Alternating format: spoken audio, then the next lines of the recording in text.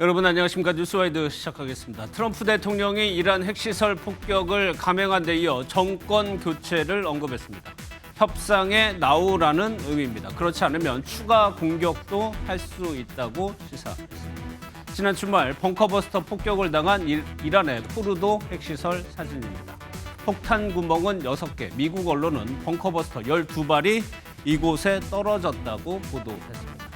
벙커버스터는 지하 60m까지 뚫고 들어가 말 그대로 벙커와 터널을 초토화할 수 있는 위력을 가졌고, 벙커버스터를 투하할 수 있는 B2 폭격기는 한 대 가격이 무려 3조 원이 넘습니다. 최첨단 미국 무기가 투입된 이번 공격에서 포르도 시설은 과연 파괴됐을까요? 하메네이 이란 최고 지도자는 응징하겠다고 밝혔습니다. 주말부터 오늘까지 있었던 상황을 영상으로 정리했습니다.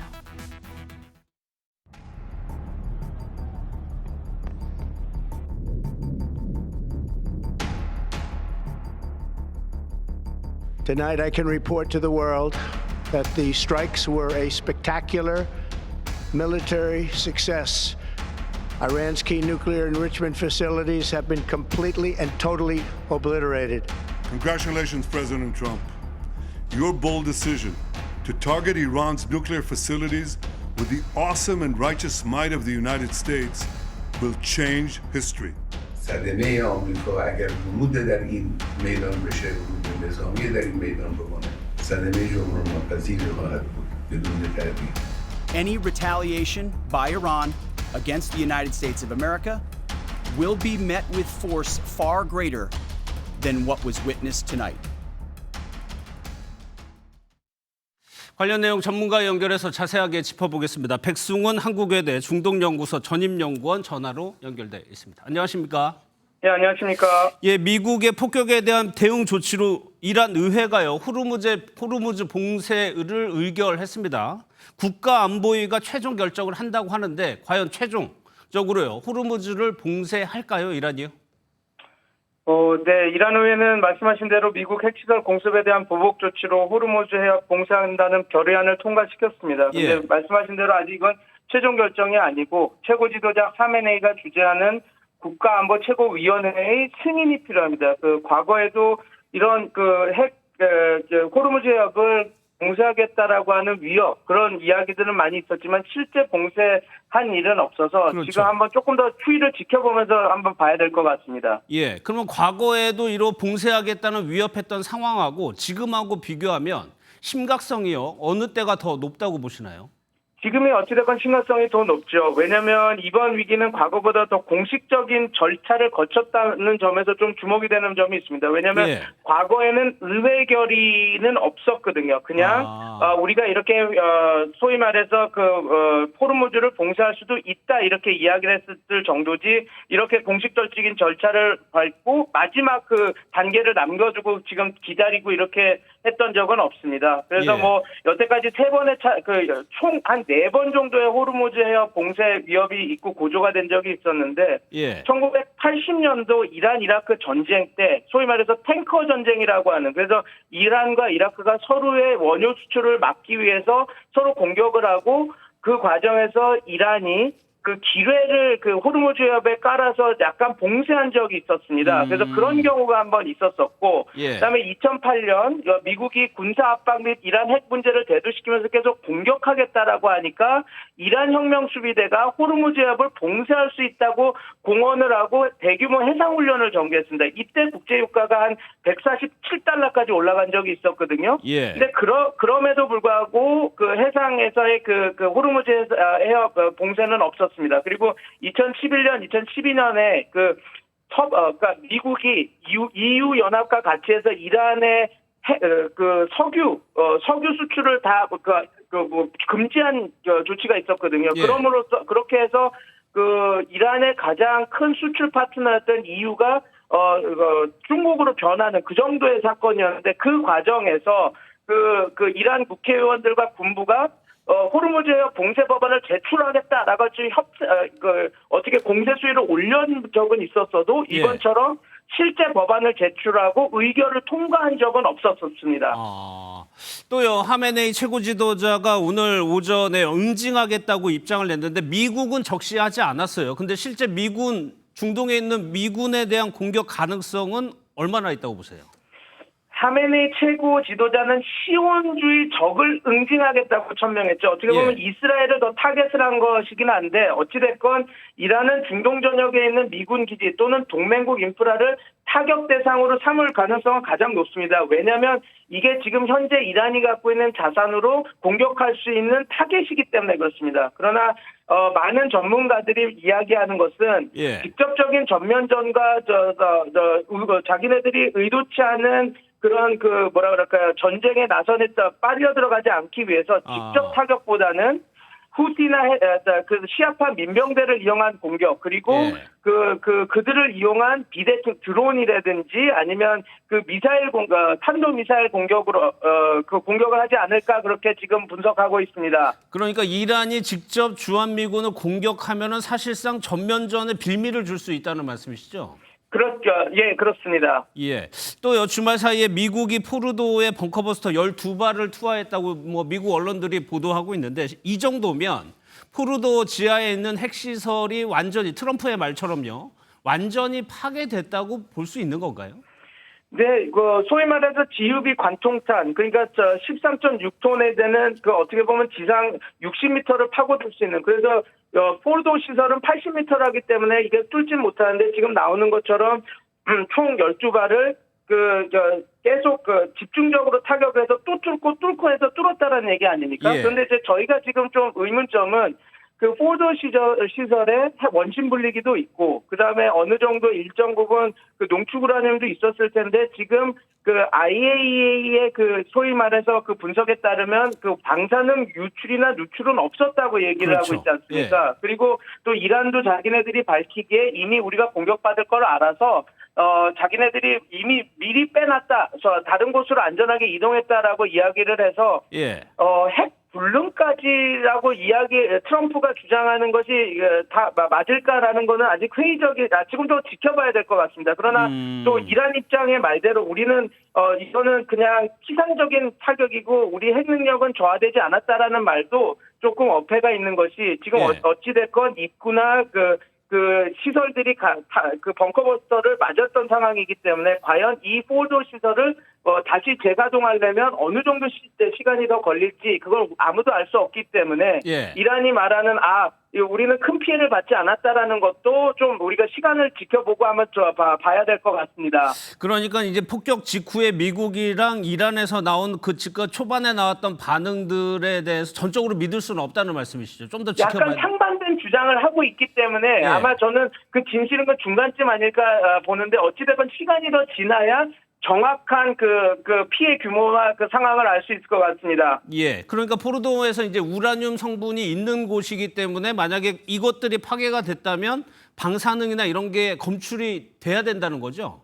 네, 그러나 지금 그 IAEA에서는 물론 이제 현장에 가서 직접 한 것은 아니고 대기질 검사 이런 거를 통해서 그 우라늄 누출은 없었다 판단은 하긴 하는 건데 최근 IAEA 그 검사 그 기술은 상당히 발전을 했거든요. 그래서 지금 유출된 것은 지금까지는 없다 말하는 것은 어느 정도 신빙성이 있는 분석이라고 저희가 봐야 될 것 같습니다. 그러면 앞으로 이란의 대응에 있어서 이런 핵시설들의 피해 정도, 피해가 심각할수록 뭐 이란이 더 적극적으로 반격을 한다든지 영향을 미칠 수가 있나요? 이란은 어찌됐건 공격을 당해서 자기네들이 자위권 발동을 통해서 공격을 하려고 하는데 일단은 이 문제는 있습니다. 지금 이란이 공격하려고 하는 의지는 강할지 몰라도 예. 의지만을 갖고 상대방을 공격할 수 있는 것은 아니거든요. 그렇죠. 지금 이란이 쓸 수 있는 카드가 많지가 않습니다. 대리전 세력들은 거의 많이 형용화됐고 지금 자신들이 사용하는 탄도미사일도 이미 지금 이란의 영공이 제공권이 다 이스라엘과 미국에게 넘어간 상황에서는 쉽게 포착돼서 저격이 되기 때문에 예. 자기네들이 목표하는 타겟을 쉽게 공격할 수 있는 상황은 아닙니다. 그래서 당연히 그 의지는 클지 몰라도 과연 효과적으로 그들이 응징이나 그런 것들을 수행할 수 있을까는 지금 좀 더 지켜봐야 되는 상황입니다. 그러면 그런 측면에서 오늘 미국에서 나온 메시지는 이란에게 협상장으로 나오라고 아주 강력하게 얘기를 한 건데 이 가능성은 어떻다고 보세요? 당연히 이것은 지금 미국이 지금 하는 행위는 강압 외교입니다. 무슨 말이냐면 예. 그 상대방의 상대방이 레버러지 지렛대로 쓸 수 있는 카드는 다 파괴시키면서 자신들의 협상력을 높이면서 그 이란을 소위 P강압국을 그 협상의 끝단으로 밀어붙이는 것이거든요. 예. 그래서 지금 그 과정으로 밀고 가고 있는 것입니다. 지금 이란은 솔직히 여태까지 이란이 가장 그 핵 협상에서 쓰는 그 카드 중 하나가 무엇이었냐면 핵 무기로 유용될 수 있는 핵 물질의 양과 여러 가지 그 원심 분리기들을 갖다 놓고 우리가 협상을 받아주면 원심 분리기를 줄이고 60% 농축된 우라늄을 3점 몇 프로로 줄이고 키로수도 줄이겠다 이런 식으로 그런 바게닝 칩으로 이런 것들을 썼는데 지금 어찌됐건 미국은 이란이 갖고 있는 그런 협상 카드를 다 형용화시키면서 그 협상을 유리한 조건으로 협상을 마무리하기 위해서 지금 밀어붙이고 있는 형국이거든요. 예. 그래서 지금 이 공격은 어떻게 보면 그냥 뭐 양동 작전 이렇게 속이기 이란을 괴멸하기 위한데 속이기 위해서 이렇게 하는 작전으로 보시기보다는 예. 강화 외교의 하나의 측면.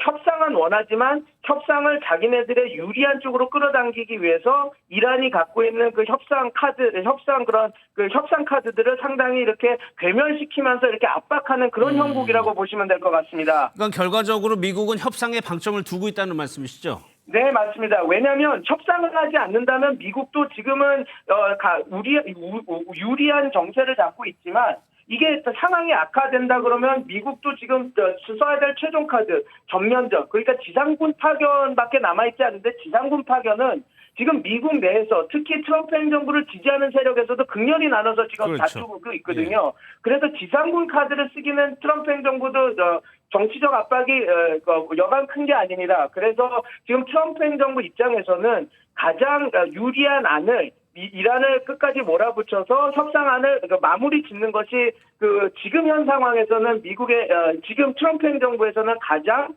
합리적인 선택 그리고 가장 이익을 극대화할 수 있는 선택이라고 보여집니다. 알겠습니다. 여기까지 듣겠습니다. 백승훈 한국외대 중동연구소 전임연구원이었습니다. 고맙습니다. 감사합니다. 네.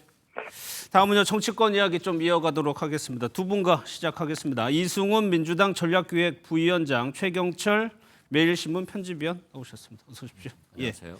이재명 대통령이요 중동 위기 등을 이유로 들면서 나토에 결국에 불참하기로 했는데 이를 두고요 여야가 의견이 엇갈립니다. 먼저 영상을 보겠습니다.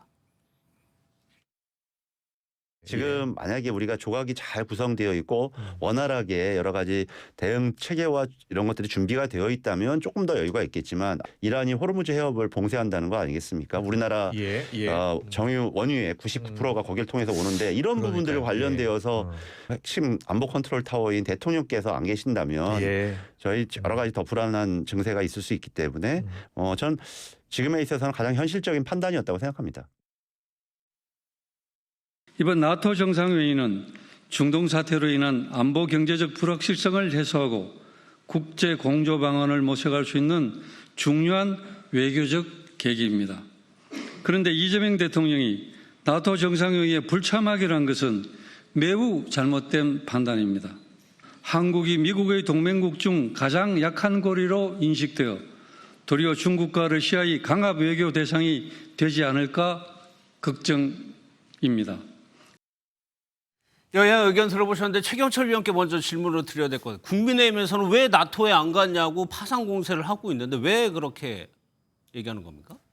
뭐 원론적인 입장인 것 같습니다. 예. 지금 뭐 중동에서 전쟁이 터졌고 중동에 전쟁이 터진 원인이 이란의 핵을 버리장머리를 고치겠다는 것 아닙니까? 예. 핵을 개발하는 것은 용인할 수 없다는 것이 트럼프의 입장으로 지금 확인이 됐는데 저희도 북한 핵 문제가 있는데 이런 상황에서 우방국들의 동향을 조금 알아봐야 되는 것이 대통령이 해야 할 급선무가 아닌가.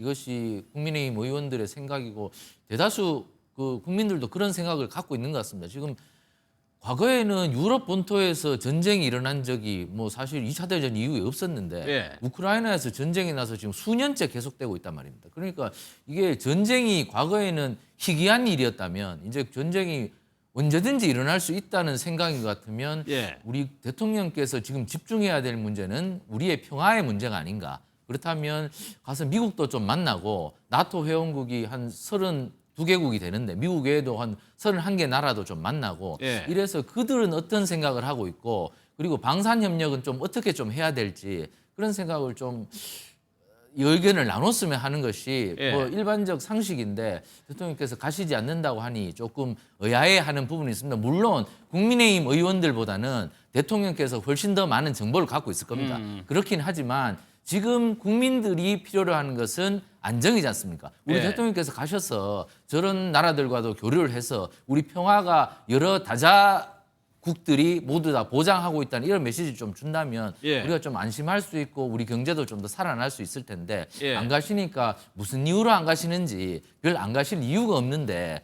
자꾸 그런 생각을 가지니 국민들이 불안해하는 것 같은데 예. 국민들 안심 차원이라도 대통령께서 좀 가셔서 트럼프 대통령도 만나고 그리고 우방국들 좀 만나서 우리가 어떻게 안보 협력을 통해서 북한 핵도 좀 막고 우리가 이 그 전쟁의 시대에 우리의 갈 길은 어떤 갈 길인지 우리가 방산 협력을 좀 어떻게 해야 될지 이런 것들 좀 해결책을 좀 보여주시면 하는 것이 국민들의 일반적 바람일 텐데 예. 안 가시니까 좀 더 의아함이 더 큰 것 같아서 좀 예. 국민들이 좀 걱정하시는 것 같습니다. 그 국민의 예. 그 연장선에서 걱정 연장선에서 지금 야당 의원들께도 저런 얘기를 하는 것 좀 뭐 합리적인 뭐 판단인 예, 것 같습니다. 예. 국민의힘 의원들도. 여권에서는 나토 참석을 두고 조금 고민이 있었던 것 같아요. 네, 당초에는 대통령께서 가려고 했었거든요. 그런데 트럼프 대통령이 지금 이란 전쟁에 이제 개입하면서 벙커버스터를 날렸잖아요. 그런 측면에서 중동이 굉장히 위기에 있고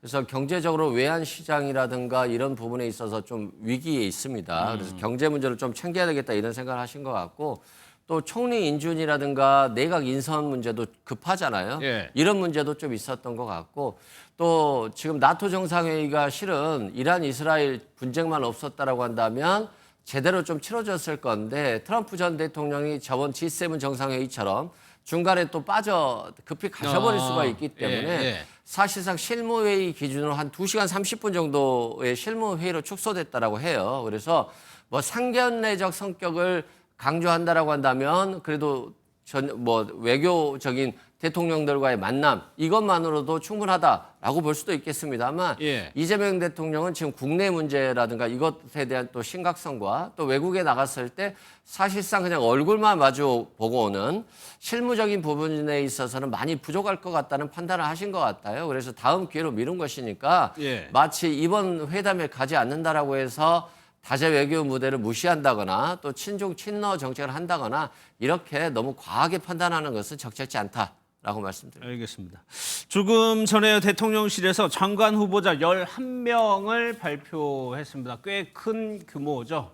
먼저 영상부터 보겠습니다. 이재명 대통령은 오늘 과학기술정보통신부 등 11개 부처 장관 후보자를 지명하고 국무총리실 국무조정실장을 임명하셨습니다.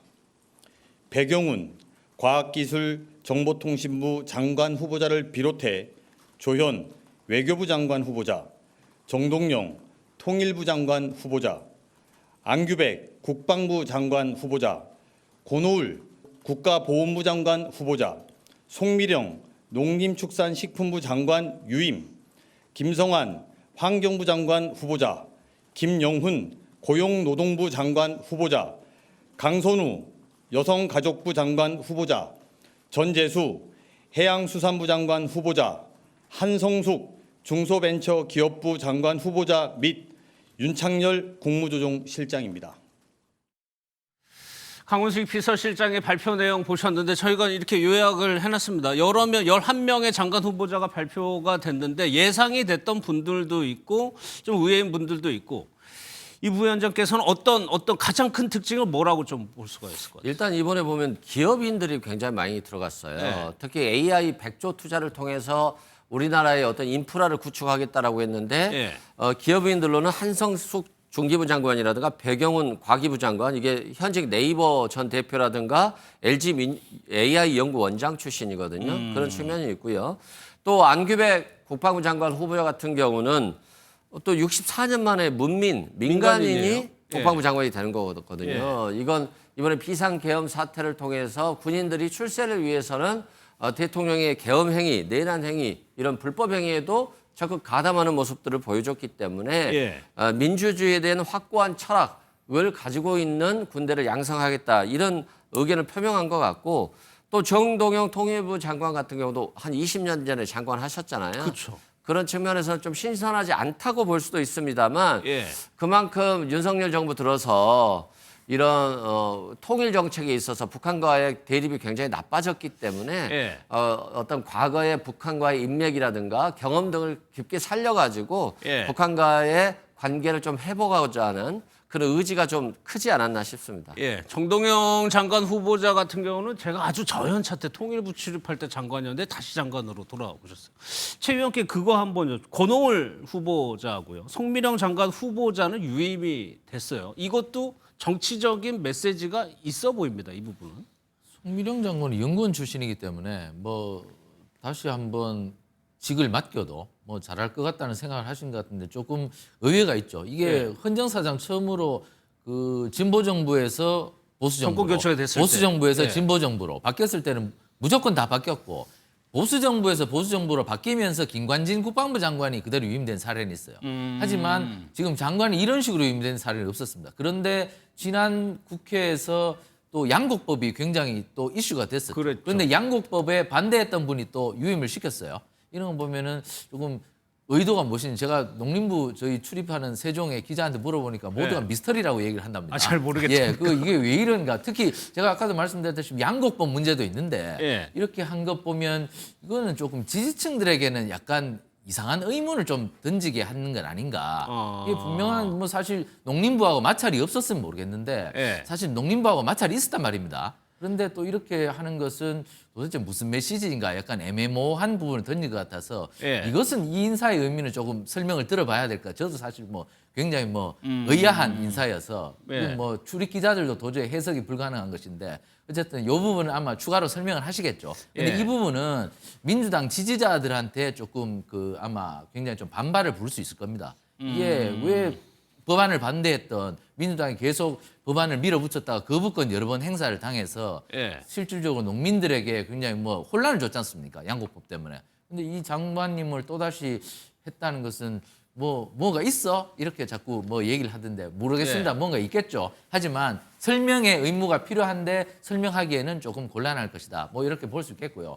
그리고 우리 권오을 장관이나 강선우 여가부 장관은 우리 대통령께서 대선의 입장에서 계속 말씀하셨죠. 예. 우리가 남이가 항상 통합을 통해서 국민들이 둘로 나눠져서는 안 된다. 국민들이 항상 인사를 통해서 통합을 하고 손 맞잡고 나가야 된다는 그런 지역 통합 메시지를 보낸 것 같습니다. 예. 자신이 출신지인 경북 안동 출신의 권오을 그리고 뭐 자신이 뭐 출신지인 또 대구 출신의 강선우 이 뭐 여가부 장관 임명해서 뭐 비록 호남이나 이런 다른 곳에서 지지를 받았지만 영남이나 이런 분들에 대해서도 충분한 배려를 하겠다는 지역 통합 메시지는 평가할 만하고요. 그리고 또 뭐 눈여겨볼 부분은 과기부 장관이나 중기부 장관은 전문가가 해야 된다. 예. 이런 실용 정책 이런 것은 이 대통령께서 말씀하신 대로 실천을 하셨는데 또 특이할 점은 안규백 국방부 장관은 군인 출신이 아닌데 그렇죠. 군에 대한 문민 통치를 확실히 하고자 해서 이 부분을 했는데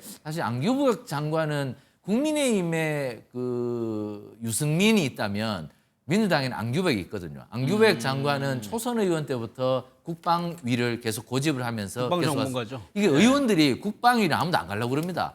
왜냐하면 국방위를 가면 그 지역구 민원 해결하기 어렵습니다. 예. 지역구 민원이 뭐 국방위로 올 게 뭐 있겠습니까? 예. 사실 아무것도 없기 때문에 그만큼 안규백 장관이 지금 국방위를 오래 있었다는 것은 그런 민원 해결을 하나도 못함에도 계속 저기에 있어서 그 고생을 많이 한 사람이거든요. 어쨌든. 예. 그래서 그런 것을 봤을 때는 어쨌든 전문가로서 인정을 해볼 만하다. 물론 보수 지층에서는 안규백 장관이 단기 사병 출신인데 무슨 군을 알아 이렇게 얘기를 하지만 예. 어쨌든 국방위에서 오래 계시면서 그런 그 경험이 많고 장성들을 많이 알겠죠. 그렇게 되면. 예. 그래서 면에서 좀 안규백 장관에 대한 임명은 또 평가할 만하다. 그리고 뭐 여러 가지 평가할 만한 부분도 있는데 사실 좀 걱정되는 부분은 고용노동부 장관을 기관사 출신 철도노조 위원장 출신을 그 임명하셨는데 이 부분은 앞으로 노동계를 어떻게 이재명 대통령께서 좀 다스려 나갈지 아마 민원이 굉장히 많을 텐데 예. 그렇기 때문에 좀 혼란도 있을 텐데 이 부분에 대해서는 숙제로 남을 텐데 어쨌든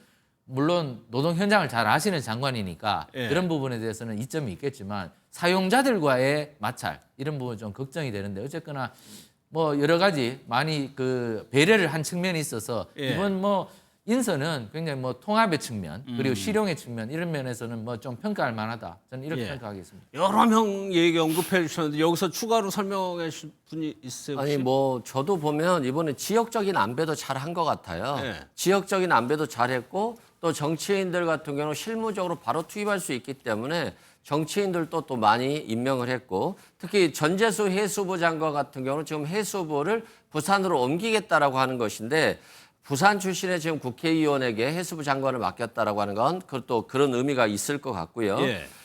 저도 지금 김영훈 고용노동부 장관 같은 경우는 노총위원장 출신의 기관사거든요. 그래서 굉장히 파격적인 인사다. 근데 이재명 대통령이 진보 정책이든 보수 정책이든 또 자신은 국민의 실용주의적으로 간다라고 했기 때문에 오히려 경제 정책에 있어서는 중도 보수적인 정책을 표방할 수도 있거든요. 그런 점에서는 오히려 뭐 고용노동부 장관이 기관사 출신이지만 예. 또 그런 부분에 있어서 이재명 대통령을 잘 맞추고 노동자들을 잘 설득한다라고 하면 예. 또 예상 외의 조합이 될 수도 있겠구나라는 생각도 듭니다. 예. 지금까지 이재명 대통령이 뭐 후보 시절부터 대통령 시작하면서부터 강조했던 부분이 이번 인사에 다 하나씩 들어가 있는 것 같습니다. 당장 내일이요. 김민석 총리 후보자에 대한 인사청문회가 열립니다. 오늘까지 여야가 이 부분을 두고 다투고 있는데 어떤 얘기를 했는지 한번 들어보겠습니다. 거듭 촉구합니다.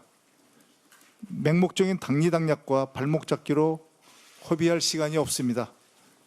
김민석 총리 인준에 대승적으로 협조해 주십시오. 여야가 힘을 합쳐 나라 안팎의 거대한 위기를 돌파하는 것이 바로 정치의 복원이자 정치의 의무입니다. 후보자의 아들이 해외에서 활동하려는 단체를 설립하자 국회의원이자 해당 국가와의 의원 친선협회 부회장인 후보자는 국회에서 그 국가 대사관과 세미나를 개최하고 아들과 아들 단체를 홍보해주고 경력을 만들어주기 위한 명백한 직권남용이자 증거인멸이며 인사청문 대상이 아니라 수사의 대상입니다. 어제 이재명 대통령과 여야 지도부 만찬에서도 국민의힘이 김민석 후보자에 대해서 계속적으로 문제를 제기했죠. 하지만 이재명 대통령은 청문회 과정에서 해명을 지켜보자고 얘기를 했습니다. 그렇다면 공통질문 한번 드려볼게요. 이재명 대통령으로서는 김민석 후보자를 포기할 수 없는 이유가 있겠죠. 먼저 이승훈 의원. 그렇죠. 일단 굉장히 포기하기 싫죠. 예. 본인이 처음 지명했다라고 하는 것은 저는 김민석 후보자가 가장 실력 있다라고 본 것 같아요. 예. 실제 수석 최고위원을 이재명 대통령이 실은 지지했던 부분이 있어요. 대표 시절에. 그래서 수석 최고위원이 됐고 내란을 인지하고 이 내란을 극복하는 과정에 있어서 굉장히 중요한 역할을 했고요.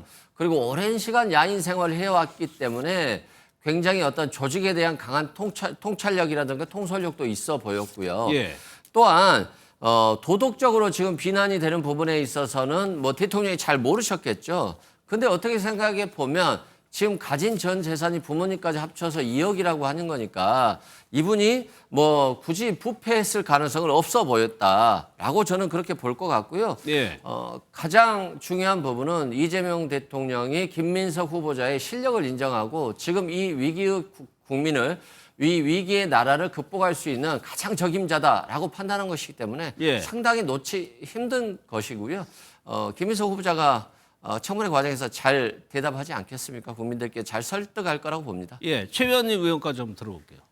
김민석 후보자가 대통령에 대한 신뢰가 깊은 것은 사실입니다. 제가 볼 때 이재명 대통령께서 사법 리스크 때문에 굉장히 고초를 많이 겪었지 않습니까? 예. 그 당시에 만약에 이재명 대통령께서 끝내 사법 리스크를 넘지 못했을 때 민주당 내부에서 이런 목소리도 있었죠. 이렇다면 김민석을 내세우자. 그렇다면 이재명 대통령께서 만약에 정말 사법 리스크에 걸려서 좌초를 한다면 김민석이 차기로 다음은 예. 김민석이다 뭐 이런 얘기까지 있었을 만큼 두 분이 굉장히 신뢰가 높고 민주당 내에서도 굉장히 그 능력을 인정받고 그리고 예. 굉장히 미래 차세대 지도자로서 뭐 조금도 손색이 없는 사람으로 지금 인정을 받아왔습니다. 그렇기 때문에 총리로 인선이 됐고 사실 제가 뭐 여러 군데서 듣지만 이번에 뭐 총리는 그 사실 호남 출신이 될 것이라는 그런 것이 유력했습니다만은 호남을 그 총리로 인천하지 않고 김민석 후보자를 한 것은 그만큼 능력에 대한 깊은 이해와 신뢰가 있기 때문입니다. 예. 그런데 사실 검증이 좀 많이 부족했던 것 같습니다. 이게 사실 뭐 돈이란 게 자신이 똑바로 밝히지 않으면 사실 그냥 재산이 저는 뭐 1억 5천밖에 없습니다. 그러면 아유 정말 청렴하네 이렇게 하겠지만 그 과정을 전부 다 좀 살펴봤으면 이런 것이 좀 없었지 않을까. 그리고 예. 돈을 빌린 사람도 특정이 돼 있고 그 사람이 또 오랫동안 또 돈 거래를 해왔고 이렇게 되면 스폰서로 이게 오해받을 수도 있고 예. 이것들만 좀 봐도 이게 오광수 민정수석보다는 훨씬 더 이게 중대한 사안이거든요. 오광수 민정수석은 그냥 뭐 조금 차명 재산 때문에 그냥 스스로 직을 던지셨는데 이것은 총리 후보자는 조금 더 액수도 많고 그리고 이게 스폰서 의혹이 좀 있어서 총리가 되더라도 그분과의 관계가 또 어떻게 될지 이게 여러 가지 문제가 되고 그리고 또 무엇보다도 검찰이 지금 수사를 착수를 해버렸어요. 예. 배당이 됐단 말입니다. 그러면은 수사를 안 할 수가 없는 겁니다. 이게 특히 또 고발 사건이고 또 인지 사건도 아니기 때문에 이 부분에 대해서 조국 전 장관의 전처를 받을 가능성이 있습니다. 이게 조국 전 장관도 이게 수사를 계속해서 결국에 처벌을 받고 지금 예. 또 영어의 몸이 됐지 않습니까? 그것 때문에 문재인 정부에 엄청난 부담을 줬습니다. 근데 이게 만약 총리가 인준이 되더라도 이게 두고두고 이재명 대통령께 누가 될 수 있고 예. 민주당 정부에 굉장히 늪에 빠질 수가 있는데 지금 이것을 계속 밀어붙인다면 굉장히 좀 어려운 지경에 처할 수가 있습니다. 이게 또 돈을 또 명확히 해명을 못 하세요. 이거 돈을 맞춰라 그러면 돈이 빈 게 얼만데 뭐 몇 억이 비는데 이 돈을 어떻게 수입이 있었느냐 예. 그러면 어떻게 썼느냐 이것이 명확하지 않아서 이게 산수 문제인데 예. 이게 계속 민주당이나 대통령께 누가 될 수 있다면 저는 조금 이 부분에서 다른 인재도 많은데 꼭 김민석 후보를 고집할 필요가 있겠느냐 예. 저는 이렇게 생각합니다. 그러니까 후보자도 청문회에서 해명하겠다고 하고 이재명 대통령도 해명을 지켜보자고 하는데 내일 실제 청문회는 증인이 안 나오는 청문회로 치러지는 거죠. 그렇습니다. 그러면 의원들과 후보자 간의 질의응답 과정에서 김민석 후보자가 잘 설명을 해야 되는 거잖아요. 그렇죠. 실은 저는 뭐 증인이라든가 이런 부분들이 나왔으면 했었어요. 예. 여야 협의를 좀 잘했어야 되는데 하지 못한 부분에 있어서 굉장히 아쉬움이 있고요. 다만 증인이 없다 보니까 김민석 후보자에게 오히려 더 많은 시간이 증인 집중이 될 수는 있죠. 집중되죠. 예. 그렇기 때문에 더 어려워질 수도 있겠다라는 생각은 들지만 본인이 이미 돈과 관련해서는 출판 기념회라든가 또는 빙부상 또는 재혼 등이 있어서 결혼식에 있어서 축의금 등에 대해서 충분히 말씀을 드렸거든요. 그러면 이제 이 액수라든가 구체적인 시기라든가 이런 것들은 후보자 본인이 이제 얘기를 할 것 같고요. 스폰서라는 말을 하시는데 뭐 스폰서가 차용증 작성하고 이걸 공직자 재산 신고까지 다 된 거기 때문에 이자까지 계산이 된 거기 때문에 스폰서라고 하는 주장은 좀 전혀 사실과 다르다. 그리고 이번에 이제 후보자로 지목되기 전에 이미 변제가 됐다는 말씀드립니다. 그리고 정부 들어서 이재명 대통령께서는 오광수 민정수석에 대해서는 뭐 차명부동산이라든가 차명대출과 관련해서 본인이 사퇴를 낸 것에 대해서 받았거든요. 결국에는 국민의 어떤 의혹 제기에 대해서 야당의 의혹 제기에 대해서 받아들인 겁니다. 그런데 이제 국무총리 같은 경우는 초대 국무총리이고 가장 이재명 대통령이 총리로 썼을 때 대한민국에 도움이 될 수 있겠다라고 유능함을 보고 뽑은 사람이기 때문에 예. 저는 특별한 흠이 없다라고 한다면 야당이 이번에 꼭 발목 잡기를 한다기보다는 대통령이 한번 밀어주는 것도 야당으로서 한번 해보는 게 더 좋지 않을까 싶어요. 알겠습니다. 내일 뭐 첫 청문회이기 때문에 국민적인 관심이 높을 것 같은데 사실 김민석 후보자가 과거에 청문회 스타로 주목을 받았던 적이 있습니다. 좀 먼 과거긴 합니다. 97년도 영상인데 저희가 한번 준비를 해봤습니다. 위원장의 발언이라고 저는 봅니다만은 진행돼야겠다 하는 말씀은 첫째 맡은 차례에 걸쳐서 증언을 꼭 토의를 시작할 때, 구성할 때부터 야당의 어떤 이유는 이런 점을 감안해서 우리 위원장께서는 저는 의사진행반을 빌어서 정태수 증인에게 정말 분명히 얘기하고 싶습니다. 증인이요 50억 줘놓고 5천만 원 줬다고 한 사람 있고 한 푼 안 주고 줬다고 하는 사람 있고 이게 지금 뭐 하는 겁니까? 우리나라를 장난으로 하는 겁니까? 여기 있는 국회의원들 다 바보로 하는 겁니까? 밝히십시오. 우리는 명예를 찾아야 되겠습니다.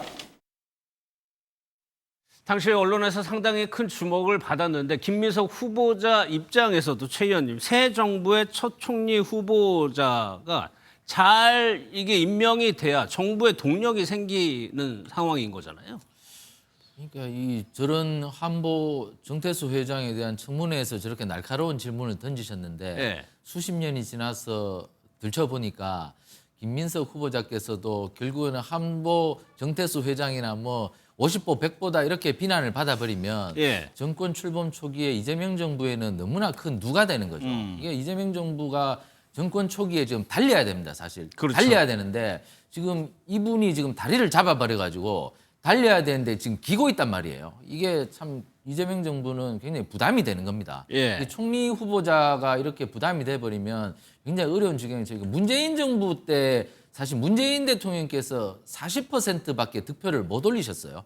한데 그 이후로 지지율이 급상승하면서 예. 거의 뭐 한때 뭐 80%까지 올라갔습니다. 그랬죠. 그것은 결국에는 사실 인선이 크게 문제가 없었어요. 아, 이게 인사의 성공. 인사에서 이낙연 국무총리를 임명하고 그래서 예. 호남으로부터 탄탄한 또 지지를 받았고 핵심 지지층으로부터 탄탄한 지지층을 받아 올라오니까 콘크리트 지지층이 더 단단해졌고 예. 그리고 지지층을 확산해가면서 문재인 정부의 지지율이 굉장히 올라가면서 사실 그 김정은과의 세 차례 남북 정상회담도 가능했던 것이거든요.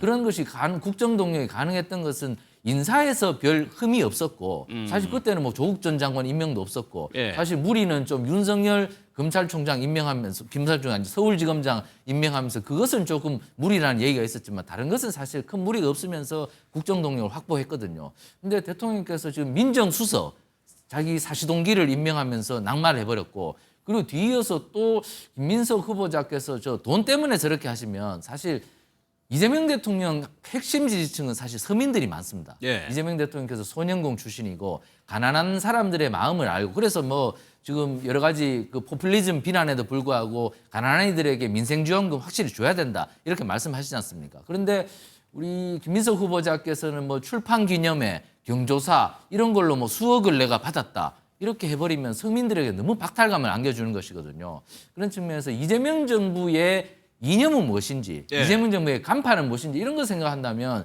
돈 문제에 연루됐다면 조금 저런 분을 좀 잘라내야지 이재명 정부가 국민들에게 좀 볼낯이 있지 않나. 예. 저는 좀 읍참마속의 심정으로 물론 훌륭하신 분이지만 김민석 후보자께서 예. 좀 이재명 대통령의 결단이 필요하다고 생각합니다. 예.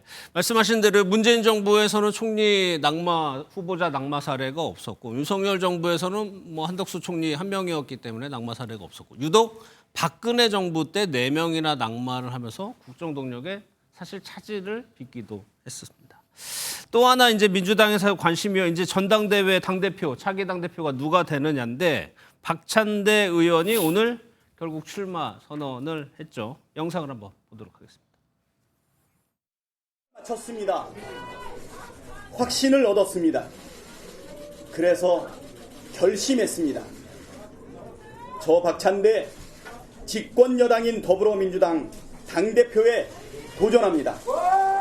이재명의 위기는 곧 박찬대의 위기였고 이재명의 도전은 곧 박찬대의 도전이었습니다.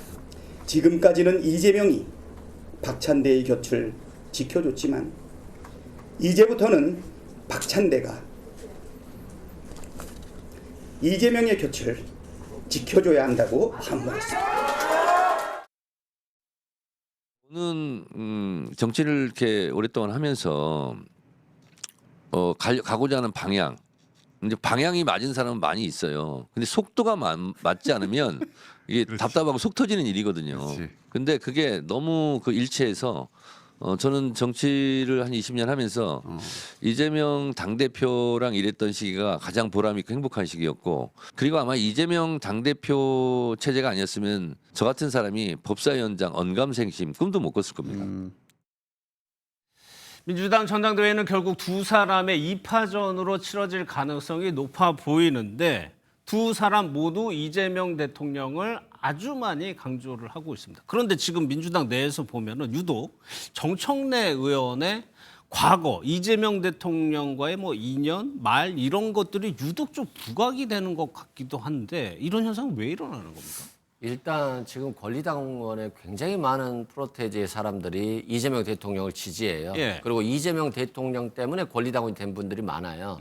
그러면 어떤 사람이 당대표가 됐을 때 이재명 대통령을 잘 보좌하고 협조하고 조언해주면서 이재명 정부를 성공시킬 것인가 예. 이걸 보는 것인데 아무래도 정청래 이제 전 대표 지금 후보자도 정청래 후보자에 대해서는 좀 걱정을 하는 부분이 있는 것 같아요. 일단 예. 좀 강한 부분이 있잖아요.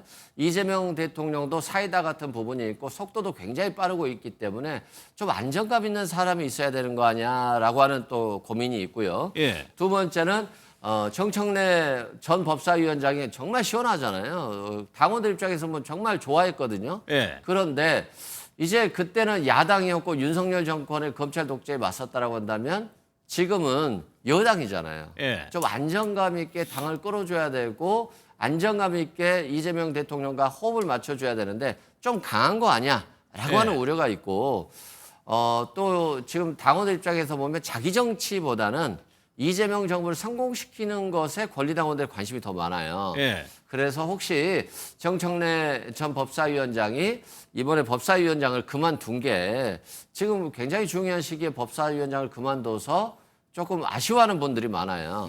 그런 측면에서 예. 아마도 이제 당원들 일부가 SNS상에서 정청래 전 법사위원장을 좀 견제하는 것 같아요. 예.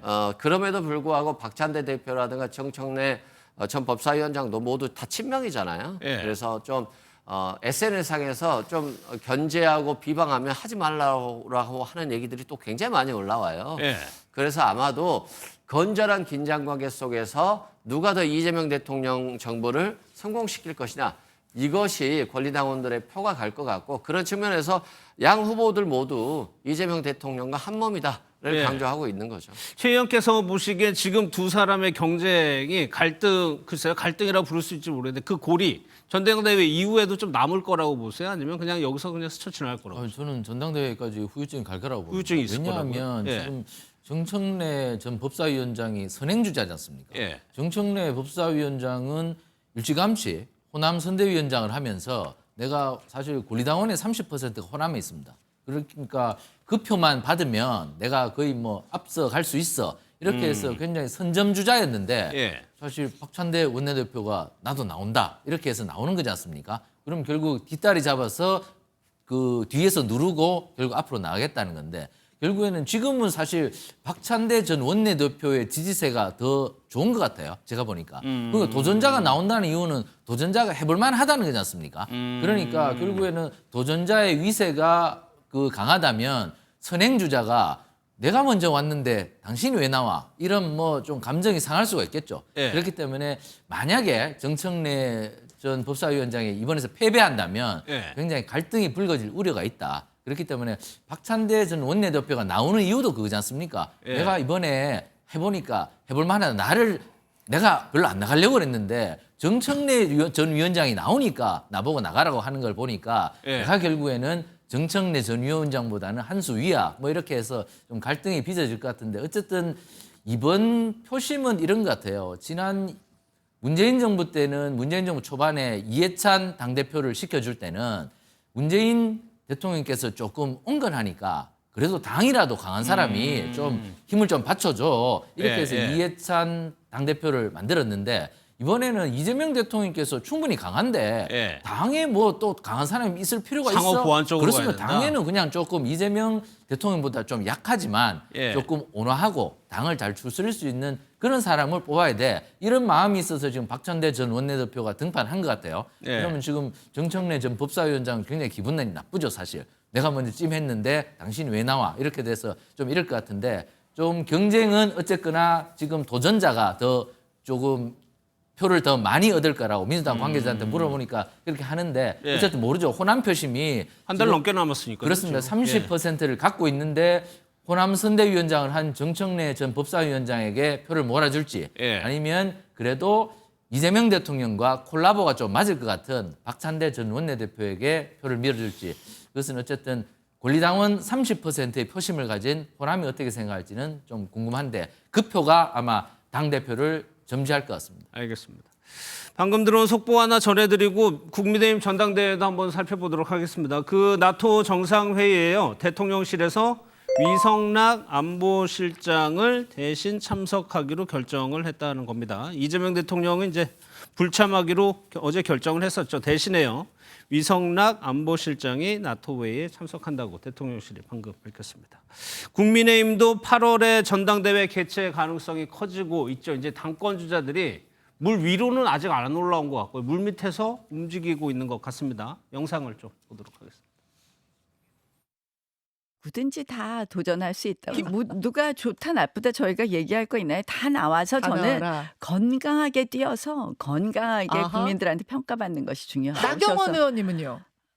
저는 아직 뭐 특별히 생각해 보지 않았습니다. 혹시 추대 여론이 만들어지면 좀 생각해 보실 의향이 있으신지? 그렇죠. 그거는 뭐 아직 없는데 뭐 가정법을 이야기하면 그렇잖아요. 잠깐만요.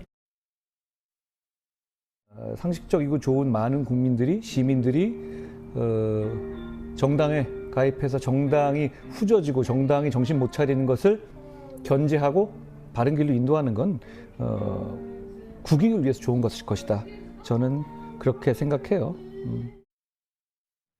저희가 세 분의 영상을 보여드렸습니다. 여기에 추가해서 안철수 의원까지 포함해서 최 의원께서는 그렇게 언급되는 분들이 다 지금 생각이 있다고 봐야 되는 거죠? 마음은 굴뚝같죠. 마음은 굴뚝같은데 될지는 모르겠는데 그러니까 쉽게 출사표를 못 던지는 거죠. 예. 그런데 지금 사실상 출사표는 안철수 의원은 던진 것 같습니다. 안철수 의원은? 네, 경청 투어를 다니고 또 해필 당원이 가장 많은 대구의 경청 투어 1호 방문지로 정한 서울시장인 것 같습니다. 그렇습니다. 1호 예. 방문지로 정해서 그렇게 간 것을 보면 안철수 의원은 확실히 출사표를 던진 것 같습니다. 이게 사실 뭐 국민의힘 내부에서 친윤이 사실 와해가 됐지 않습니까? 예. 와해가 됐는데 이번에 소원석 원내대표가 그래도 과반 이상을 획득한 거 보면 예. 친윤은 리더는 없지만 어쨌든 정서적 일체감이 있는 그룹은 맞는 것 같아요.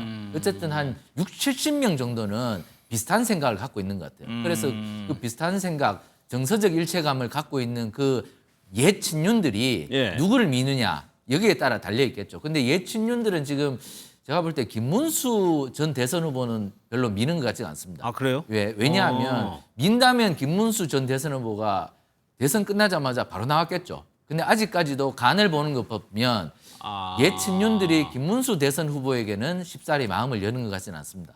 왜냐하면 김문수 대선 후보가 만약에 나온다면 예. 뭐 민주당 얘기 얼마 전에 했지만 정청래 의원처럼 너무 강하지 않을까. 스트롱맨이 나오면 사실 뭐 이거 너무 내년 지방선거도 있고 한데 조금 핸들링하기가 너무 힘들지 않을까. 의원들이 보기에? 그렇습니다. 의원들이 보기에 이거 너무 무서운 그 영감님이 오시는 거 아닌가 이런 좀 걱정이 있는 것 같아요. 그래서 아마도 저는 그런 옛 친윤들은 안철수 의원이면 어때? 그리고 안철수 의원이 윤석열 대통령과 인수위도 같이 했고 그리고 이번 대선 과정에서도 굉장히 열심히 했고 선거운동을 그렇기 때문에 이 정도면 정통성도 있고 정당성도 좀 있는 것 아닌가 이렇게 생각을 해서 안철수 의원이 좀 움직이고 있는 것 같습니다. 그래서 지금은 선행주자는 안철수 의원인 것 같은데 후행으로 지금 김문수 전 대선 후보나 한동훈 전 대표가 따라갈 것 같은데 그러나 지금 따라가기에는 지금 친윤들이 만약에 저렇게 결집을 해버리면 조금 당원 표심에서는 좀 불리한 것이 아닌가 좀 이렇게 봐서 지금은 어쨌든 선행주자는 안철수 현 의원이 조금 나가고 있고 그래 안철수 의원은 사실 성남이 지역구지 않습니까? 그래서 중도, 수도권, 청년 이 부분에 대해서는 좀 유리한 사람이에요. 그렇기 때문에 중수청을 생각해도 안철수 의원은 표를 얻기에 좀 그 당원이 80%고 지금 일반 민심 20%로 지금 당 룰에는 당 대표를 그 선출하는 룰인데 그렇기 때문에 안철수 의원이 조금 유리하지 않을까 이렇게 생각해서 본인도 조금 열심히 뛰는 것 같고 옛 친윤들도 좀 그렇게 생각하는 것 같은데 어쨌든 한동훈 전 대표는요? 한동훈 전 대표는 지금 여러 가지로 조금 대선 과정에서도 대선 운동을 좀 열심히 안 해서 당원들이 조금 마음이 상한 분들이 좀 계세요. 그렇기 때문에 이번에 나가서 되겠나. 그래서 지금 당원 배가 운동을 열심히 하시지 않습니까? 그래서 한동훈 대표는 조금 불리한 것 같고, 그러나 모르죠. 한동훈 전 대표는 민심 20%에서 워낙 압도적인 표를 얻을 수 있을 것 같아서 당원에서 조금 더 선전한다면 가능성도 있는데, 그러나 지금은 좀 쉬어야 될 타이밍이라는 이런 조언도 많이 듣는 것 같아서 간을 아직도 보는 타이밍인 것 같습니다. 예. 그럼 여기에 한 명 더 있습니다. 김용태 위원장의 영상까지 보고 이어가도록 하겠습니다.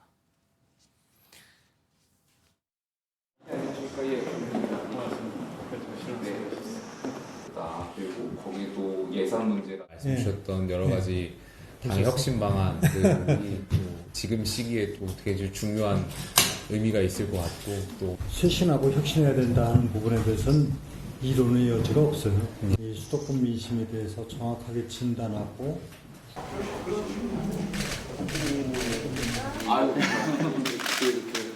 이 오래된 도청이 좀 또 젊은 우리 또 위원장께서 오시니까 환해지는 것 같습니다.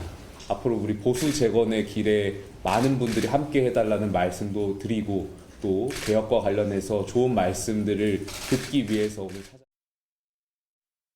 원래대로라면 김용태 위원장의 임기가 며칠 안 남은 상황인데 어제 대통령 만나고 또 오늘까지도 지사들 만나고 광폭 행보를 하고 있는데 이것도 전당대회를 염두에 두고 있다고 보세요? 조금 염두에 두는 것 같아요. 사실상 이번 달 말까지만 임기잖아요. 그런데 자신이 개혁안을 냈을 때 이걸 받아들였다라고 한다면 안 나왔을 수도 있을 것 같아요. 근데 원내대표 등이 혁신위원회를 꾸리고 자신의 개혁안에 대해서는 받아들이지 않았거든요. 그런데 지금 국민의힘에서 특별히 나와도 그렇게 매력적인 후보자가 없어요. 그런 측면에서 아마 김용태 비대위원장이 뭐 강원도지사도 만나면서 보폭을 좀 넓히는 것 같고요. 그래서 자신의 어떤 개혁적인 이미지를 강조하는 것 같은데, 저는 김용태 비대위원장 좀 부족한 부분은 왠지 좀 무난해 보여요. 지금 국민의힘이 개혁은 얘기하고 있지만 무난해 보이고 좀 약해 보인단 말입니다. 그래서 정말 당권을 잡았을 때 개혁을 할 수 있을까에 대한 의문도 있고, 반면에 친윤 입장에서 보면 약간 무난하니까 또 선택할 수도 있지 않나. 당대표 만들어 놓고 친윤이 또 움직일 수도 있겠다라고 하는 생각이고, 반면에 이제 김문수 후보 같은 경우는 강성이잖아요. 본인이 일단 뒤통수를 한번 치셨죠. 김문수라고 했다가 김덕수라고 했다가 김문수라고 하셨잖아요. 그래서 단일화 과정이 없었기 때문에 아마 친윤들은 김문수 후보를 믿지 못할 것 같아요. 그래서 지금 무난해 보이는 분이 안철수 후보나 김용태 후보 같은데, 친윤의 선택이 어떻게 보면 자신들이 뒤에서 어떤 권력을 이용할 수 있다라고 한다면 한동훈 후보라든가 김문수 후보보다는 김용태 후보라든가 이런 무난한 후보들, 안철수 후보를 오히려 뒤에서 좀 밀어주면서 여론의 흐름을 좀 볼 수도 있지 않나. 그렇지만 국민의힘이 어떤 위기를 극복하는 데에는 좀 부족하지 않겠습니까? 방금 지금 하단에 나온 얘기가 김용태 위원장이 얘기를 있다고 합니다. 당 쇄신의 개혁 의지가 없다면 전대 출마 의미가 없다라고 얘기를 했답니다. 그러면 이거 하나 마지막으로 여쭤볼게요. 뭐 원내대표 경선으로 친윤 주류의 세력을 확인했어요. 그러면 당원들이나 일반 여론에서 당 좀 변해야 된다. 탄핵 이후에 대해서. 그런 의견, 그런 바람이 일어날 가능성은 없을까요? 있겠죠. 있으니까 변화 속에 안정을 택하겠죠. 변화는 있지만 보수정당 특유의 안정도 희구하면서 천천히 그리고 지속적인 그런 변화를 요구하는 것이 사실 보수정당 지지층들의 뭐 과거의 관행이었죠. 뭐 예를 들어 과거에 이준석 대표를 뽑았을 때는 이번에는 정말 확 변해봐라 이렇게 해서 뽑았는데, 너무 확 변해보라고 했다니만 조금 좌충우돌을 하는 그런 느낌이 있었던 거예요. 그러니까 변화는 하되 안정 속의 변화를 한번 해보라는 것이 이번에 국민의힘 메시지인 것 같은데, 어찌됐건 이번에 그 당대표가 된 돼도 사실 이게 뭐 사약을 먹는 거하고 마찬가지입니다. 내년 지방선거가 곧 다가오는데 내년 지방선거에서 과연 이길 수 있을지 사실 비관론이 더 팽배하거든요. 오늘 그 장관 인선을 한번 보십시오. 전재수 의원을 해양수산부 장관으로 보임을 했습니다. 그리고 권오을 전 국회 사무총장을 보훈부 장관으로 임명을 했습니다. 그러면 경북지사하고 부산시장을 한번 이재명 대통령께서 우리도 시도를 한번 해보겠다는 거거든요. 그렇다면 내년 지방선거에서 자칫하면 거의 싹쓸이 가까운 민주당의 압도적 승리가 나올 수도 있단 말입니다. 예. 그렇기 때문에 이번 당대표 선거는 사실 뭐 사약과도 마찬가지입니다. 이게 선거는 구도기 때문에 이 정권 초반에 유리한 이 이재명 대통령의 그 압승 구도 이게 예. 계속 간다면 지방선거에서 참패를 한다면 이거 단명 대표가 이거 내가 해야 되나 이런 생각을 사실 한동훈 전 대표가 빨리 출사표를 안 던지는 것도 막 이런 전략적인 기술이 있는 거거든요. 그렇기 때문에 이런 부분에서 사실 흥행이 좀 저조한 건 맞습니다. 예. 하지만 어쨌거나 당대표는 나와야 되는 것이고 그렇기 때문에 누군가는 나올 텐데 어쨌든 안정 속의 변화 이것이 이번에 당대표 나오실 분들의 모토인 것 같고 어쨌든 그 속에서 변화를 하는 것이 국민의힘이고 급격한 변화를 해봐야 사실 뭐가 있겠습니까? 그래서 안정 속의 변화를 갖고 나와서 이번에 내년 지방선거를 차근차근 대비하는 것이 국민의힘의 바람직한 전략이라고 저는 생각합니다. 이재명 대통령의 인선을 보면은 곳곳에 좀 지방선거를 염두에 둔 폭석들이 좀 읽히기도 합니다. 정치권 소식은 여기서 마무리하고요. 이제 사건 사고 소식으로 넘어가겠습니다.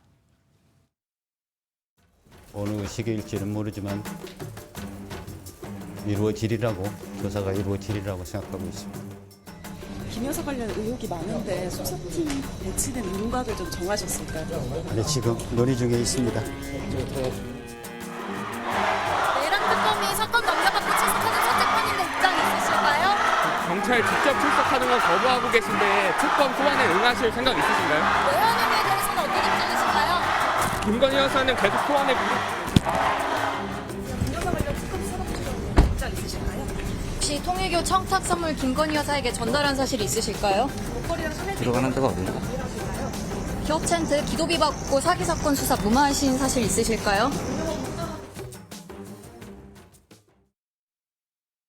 네, 세 분과 이어가도록 하겠습니다. 김유진 아나운서, 임주혜 변호사, 서정빈 변호사 나오셨습니다. 어서 오십시오. 예. 안녕하십니까. 김건희 여사 특검법의 속도가 좀 빨라지고 있는데 검사 파견 요청을 다 끝냈어요. 네, 40명을 예. 파견 40명. 요청을 한 것으로 예. 보입니다. 특검법에 규정된 파견 검사 규모가 최대 40명인데 최대치를 꽉 채웠네요. 최대치를 채우겠다 이런 의미로 보입니다. 특검팀은 파견 검사뿐 아니라 파견 공무원 80명, 또 특별수사관 80명을 정원을 구성하는 데 박차를 가하고 있는 것으로 알려지고 있는데요.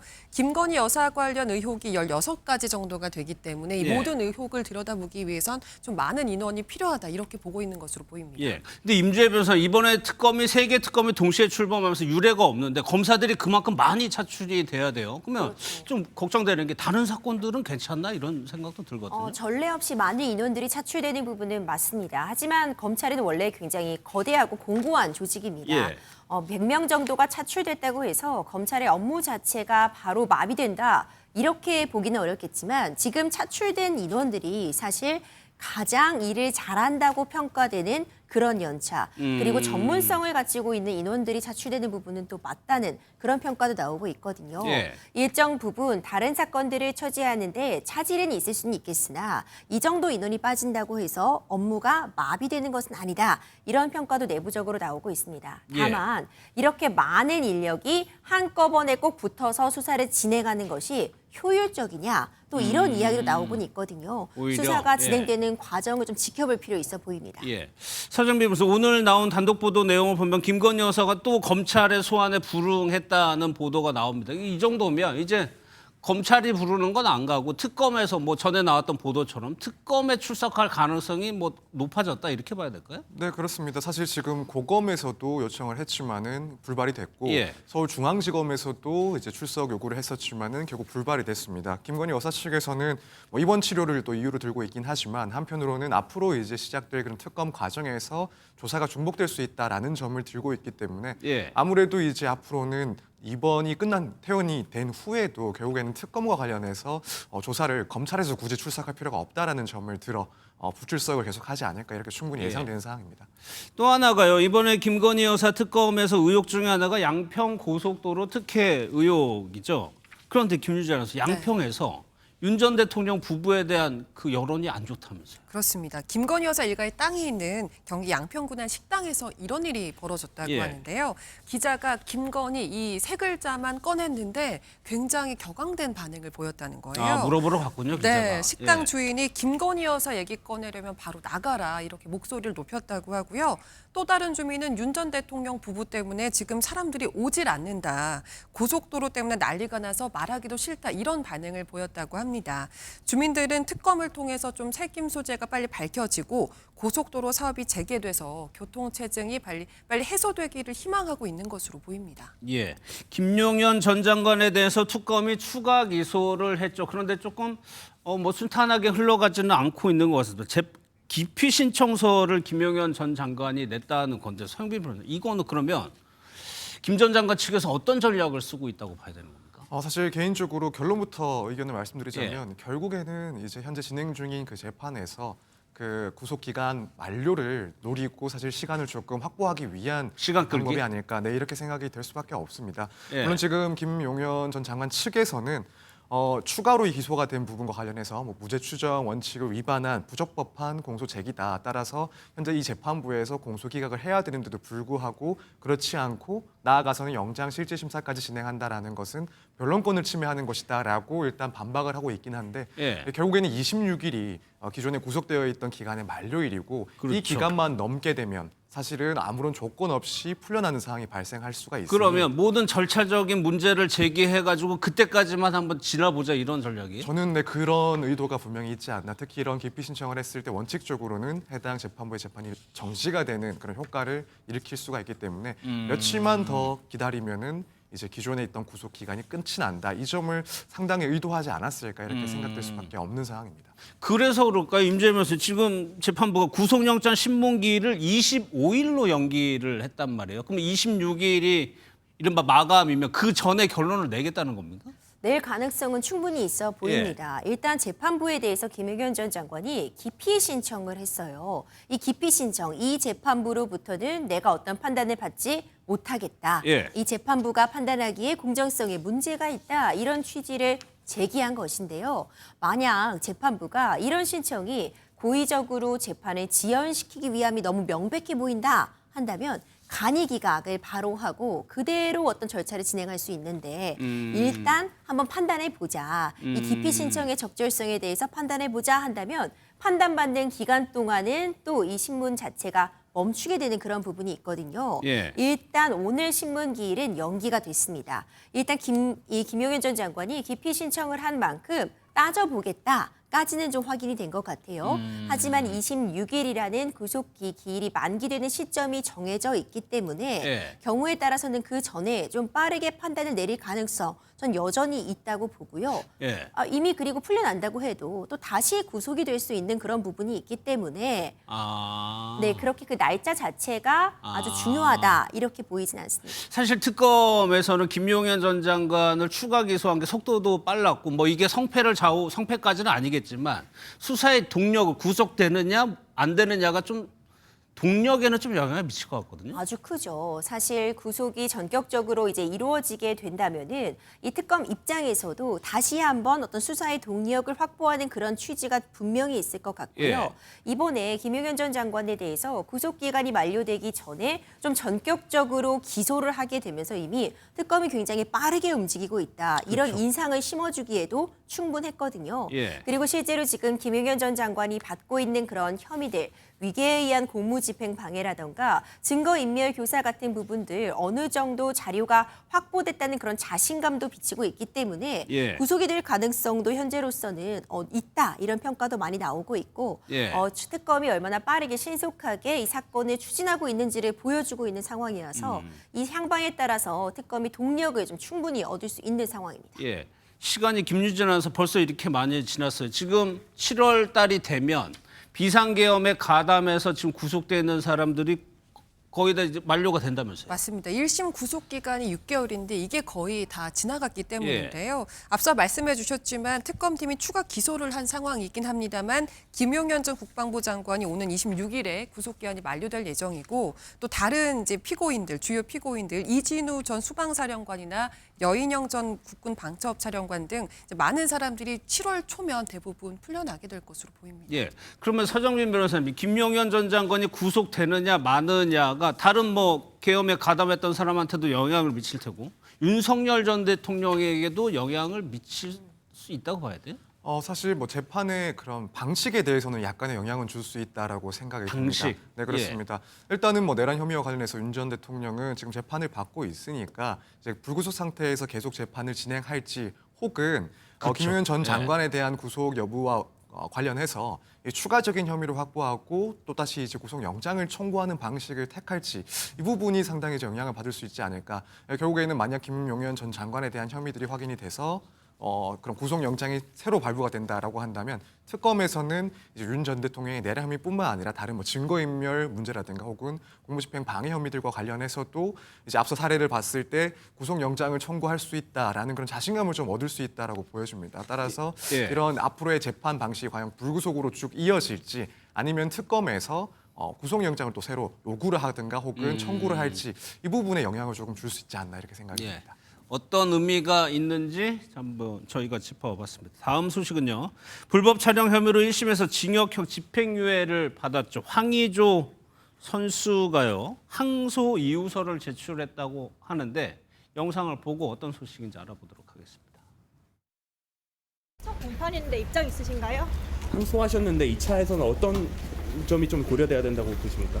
피해자들에게 할 말씀 없으세요? 항소 이유서 뭐 누구나 다 낼 수 있는 거죠. 그런데 주목을 받은 이유가 있을 것 같습니다. 일단 분량이 엄청납니다. 분량. 93쪽에 달한다고 하고요. 93 네, 쪽이요? 100페이지에 가깝죠. 방대한 양만큼이나 주목을 받는 게 바로 내용인데요. 예. 황의조 선수는 항소 이유서에 내년 북중미 월드컵에 대한민국의 간판 스트라이커자 선배로서 후배들에게 비결을 전달해야 될 뿐만 아니라 팀의 중심이자 기둥으로서 역할을 해야 되는 상황이다. 이렇게 적었다고 합니다. 예. 뿐만 아니라 형이 확정될 경우 국가대표로서의 삶은 종지부를 찍게 된다. 이렇게 호소했다고 하는데 2023년 11월에 대한축구협회는 이 황의조 씨에 대해서 불법 촬영 혐의에 대한 명확한 결론이 나올 때까지 국가대표팀에 선발하지 않기로 한 상태입니다. 그랬죠. 그러면 임주혜 변호사 먼저요. 이 93쪽에 달하는 항소 이유서가 일반적이진 않은 거죠. 많은 거죠. 그렇죠. 근데 좀 나눠볼 수 있을 것 같아요. 예. 만약 법리적으로 1심 판단에 대해서 다퉈볼 부분이 많다. 새로운 논거를 제기한다거나 법적으로 잘못 적용된 부분이 있다고 다툰다면 93쪽을 써낼 수도 있을 것 같아요. 예. 그런데 이번 사안 같은 경우에는요. 황의조 선수의 불법 촬영 혐의가 문제가 되고 있는데 간단하다는 말씀. 그렇죠. 이미 이 1심에서 특히 1차 공판 기일에서 황의조 선수가 이 불법 촬영 부분에 대해서는 인정을 했습니다. 다만 이 유포에는 가담한 정황이 없다는 점이 1심에서 좀 주요하게 어떤 판단의 논거로 작용한 것이지 불법 촬영 자체에 대해서는 황의조 선수도 인정을 한 상황입니다. 예. 그렇다면 지금 1심이 징역 1년에 집행유예 2년이 나왔는데 불법 촬영 혐의를 인정한 상황에서 아예 무죄로 뒤바뀌는 것은 어려워 보여요. 인정을 했기 때문에. 그렇죠. 예. 어느 정도 감형, 그러니까 선처를 호소할 수밖에 없는 상황에서 항소가 진행이 되고 있는 건데 예. 항소 이유서 분량이 이 정도에 달한다는 건 93쪽 내내 어떤 양형에 있어서 참작이 될 만한 요소들, 예. 감형을 호소하는 그런 내용이 담겨져 있을 것으로 지금 추정이 되고 있잖아요. 예. 이제 그런 부분들이 조금 일반적이지 않다 내지는 이례적이다라고 평가할 수 있을 것 같습니다. 항소 이유서 본인이 씁니까? 변호사분들이 좀 도와줍니까? 변호사가 보통은 다 작성을 하게 됩니다. 물론 그 들어가야 될 내용들은 당연히 의뢰인으로부터 전달을 받지만은 구체적인 내용들은 다 이제 변호사가 작성을 하게 됩니다. 그럼 임 변호사님 이렇게 93쪽의 항소 이유서를 받은 재판부로서는 그 분량도 조금 의식이 될까요? 그럼요. 재판부에서는 사실 분량에 관계없이 당연히 모든 내용을 점검을 합니다. 다만 그 내용이 중언, 부언 계속해서 반복하고 있다거나 지금 논점에 관계없는 이야기를 계속한다면 일부 판단에 있어서 영향을 주지 못하는 내용을 과도하게 제출했다고 오히려 이런 경우에는 변호인에게 이런 예. 부분들을 지적하는 그런 경우도 있을 수는 있어요. 지금 항소 이유서에 어떤 내용들이 모두 담겨 있는지가 확인은 어렵지만 아마도 지금 이 국가대표였던 이 과거의 신분의 이유를 들어서 그리고 앞으로 선수 생명이 실질적으로는 이 집행유예형이 이대로 확정이 된다면 예. 국가대표 태극 마크는 달 수 없다는 사정들 이런 부분들을 좀 호소하고 있지 않나 생각이 되고요. 일단 불법 촬영 혐의에 대해서는 인정을 하더라도 이것을 유포하려는 의도도 없었고 목적도 없었으며 유포에 관여한 바가 없다는 점 이런 부분들을 항소 이유서에서 강조를 하면서 선처를 호소하고 있는 것이 아닌가 싶습니다. 예. 그러니까 서 변호사님 이게 일반인 이제 황의조 선수가 일반인과 다른 부분이 국가대표로서 본인이 기여했던 거 그리고 앞으로 얼마나 기여할 수 있는지 부분을 강조했단 말이에요. 이 부분은 어때요? 사실 이제 재판부에서 이 부분을 얼마나 중요하게 볼지 개인적으로 말씀을 드리자면 그렇게 크게는 영향을 주지 않을 것이다라고 생각은 합니다. 예. 사실 이전에 이런 내용들을 이제 국민들 입장에서 바라봤을 때 결국 지금 문제가 되는 것은 카메라 불법 촬영과 관련된 그런 혐의들이고 예. 항소 이유서에 국가대표로서의 그런 활약상이라든가 앞으로의 그런 역할 등을 적어놓은 것이 과연 이 사건과 무슨 상관이 있기 때문에 여기에다가 이런 변론을 하는 것인가 조금 의문이 있을 수 있다라고 생각이 듭니다. 그건 충분히 그렇게 의문이 있을 수 있는데 사실 변호사 입장에서 봤을 때는 제가 이제 황 선수의 변호인이라고 하더라도 일단은 이런 내용을 작성을 하긴 했을 겁니다. 왜냐하면 명확한 규정이 있지는 않지만 예. 일단 양형을 정하는 데 있어서 이 피고인, 이 범인의 성행을 또 따지게 되는데 예. 과연 불법을 일삼아 왔던 사람인지 아니면 성실하게 살아온 사람들인지 이런 것들도 어느 정도까지는 조금이라도 영향을 줄 수 있기 그러겠죠. 때문에 초범죄법 이런 것도 따지니까. 그렇기 때문에 변호인의 입장에서는 국가대표로 활동을 했던 그것은 당연히 적어 넣어야 될 그런 내용이라고 일단 생각은 합니다. 다만 이제 그럼에도 불구하고 이 사건 자체가 이제 불법 촬영이라는 성범죄에 해당을 하는 것이라서 그동안의 이력이라든가 앞으로 기대할 수 있는 내용들이 사실은 영향을 줄 만한 사건은 아니라고 보고 일단 변호인 입장에서 그리고 당사자 입장에서는 어쩔 수 없이 할 수밖에 없는 변론 정도다라고 보시는 게 맞지 않을까 개인적으로 예. 생각을 합니다. 그럼 임 변호사님 범행과 관련해서 항소심 첫 공판에서 이렇게 주장을 했다고 해요. 찍는 건 맞지만 피해자가 특정이 되지 않아서 피해가 적다는 취지로 주장을 했다는데 이런 주장은 어떻게 해요? 그렇죠. 이게 변호인이 주장을 한 바인데 네. 그러니까 다행스럽게도 피해자가 특정이 되지 않아서 피해가 다소 적다. 다소 적다. 그러니까 아예 없다는 건 아니지만 예. 그래도 특정이 안 되었기 때문에 다행스럽게도 피해가 적다는 취지의 주장을 한 건데 사실 이런 주장에 대해서 피해자 측 대리인도 굉장히 즉각적으로 반발하긴 했습니다. 아니 이 피해자가 지금 피해를 호소하고 있는데 가해자 측에서 불법 촬영을 한 당사자가 피해가 적다 많다를 판단하는 것은 적절하지 않겠죠. 예. 피해자가 지금 느끼는 그 심적 고통은 사실 좀 짐작하기 어려운 상황인데 예. 아무리 유포에 가담한 정황이 없다고 해도 애초에 그런 영상을 사실 또 찍지 않았다면 발생하지 않았을 일이다라고 또 피해자 측에서 생각할 수밖에 없잖아요. 예. 이런 부분들을 감안한다면 이 피해자의 피해 정도를 재판부도 아닌 가해자 측에서 많다 적다 또 다소 적다라는 이런 애매한 표현으로 애둘러 표현을 했다고 해도 피해자 측은 반발을 할 수밖에 없는 상황이 아닌가 생각이 됩니다. 그러면 서정민 변호사 지금 황의조 선수의 입장에서는 감형을 받으려면 뭐가 가장 지금 필요한 상황입니까? 사실 감형을 위해서 가장 중요한 것은 결국 이제 피해자와 합의를 했는지 그래서 피해자가 더 이상 처벌을 원하지 않는다라는 의사가 있는지가 가장 중요할 수밖에 없습니다. 물론 반성을 하고 있는지 여부도 의미가 있는 그런 양형 자료이긴 한데 사실 그것보다도 결국 이렇게 피해자가 있는 사건에 있어서는 그런 피해들을 보상을 한다든가 혹은 이후에 나아가서는 더 이상 처벌을 원하지 않는다라는 그런 의사까지도 확인이 되어야 상당한 이제 감형을 생각을 해볼 수가 있습니다. 다만 이제 사건에 있어서 그런 합의는 상당히 좀 쉽지는 않을 것 같습니다. 일단 피해자 측에서는 그동안 황의조 선수가 1심 처음부터 혹은 수사 단계에서부터 그런 혐의들을 모두 인정해오지 않았었기 때문에 일부는 또 부인을 했었기 때문에 그런 점을 또 지적하고 있는 것으로 알고 있고 그렇기 때문에 1심에서 또 이제 합의는 이루어지지 못했던 것으로 알고 있습니다. 따라서 2심에서도 이제 합의가 되는 것, 피해자의 그런 처벌 불원을 얻어내는 것이 쉽지는 않을 것 같다 이렇게 예상이 됩니다. 그러니까 여전히 지금 피해자 측에서는 황의조 선수에 대해서 엄벌을 지금 요구하고 있는 상황인 거죠? 맞습니다. 변호인에 따르면 사건이 알려졌을 때 황의조 씨가 불법 촬영이 아니라고 혐의를 부인했고 예. 또 피해자 직업과 혼인 여부를 특정하면서 보도자료를 뿌렸다 이렇게 주장을 하고 있는데요. 그 과정에서 피해자와 영상을 함께 봤다 이런 거짓말도 했다라는 주장까지 하고 있습니다. 뿐만 아니라 황의조 씨가 국가대표 선수고 또 팬이 많기 때문에 피해자에 대한 비난이 커졌다.